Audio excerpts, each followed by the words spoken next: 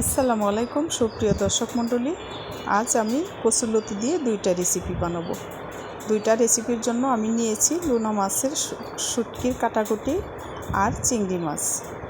এই দুইটা দিয়ে দুইটা রেসিপি বানাবো। তাহলে চলে যাই মূল রেসিপিতে। প্রথমে আমি লোনা ইলিশ মাছের কাটাকুটি দিয়ে রান্না করব। এটি আমি সুন্দর করে কেটে পরিষ্কার করে ধুয়ে নিয়েছি।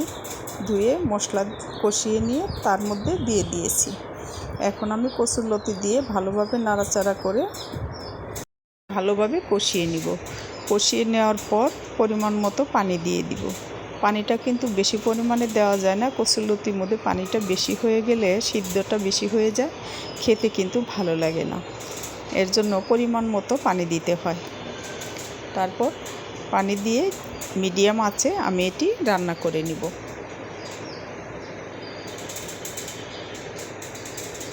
আমার রান্নাটা প্রায়ই হয়ে এসছে। এখন আমি দ্বিতীয় রান্না করার জন্য চুলাতে আবার একটা কড়াই বসিয়ে দিব। কড়াই বসিয়ে দিয়ে তারপর মশলা কষিয়ে নিব। এটি আমি চিংড়ি মাছ দিয়ে করব। আমি চিংড়ি মাছ কষিয়ে কচুরলতি দিয়ে কষিয়ে নিয়েছি। নেওয়ার পর এর মধ্যে আবার পরিমাণ মতো পানি দিয়ে দিব। আমার আজকের রেসিপি আপনাদের কেমন লাগে আমাকে কিন্তু অবশ্যই কমেন্টস করে জানাবেন। আর যদি একটুও ভালো লাগে প্লিজ আমার চ্যানেলটা সাবস্ক্রাইব করার অনুরোধ রইল।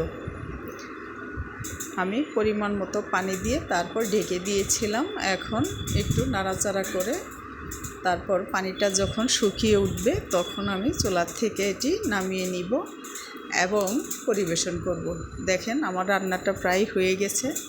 এখন আমি এটা চুলার থেকে নামিয়ে নিব, নিয়ে তারপর পরিবেশন করব। কেমন লাগলো আমার আজকের রেসিপি? আর এতক্ষণ ধৈর্য ধরে ভিডিওটি দেখার জন্য আপনাদের কিন্তু অসংখ্য ধন্যবাদ। সবাই ভালো থাকবেন। আল্লাহ হাফেজ।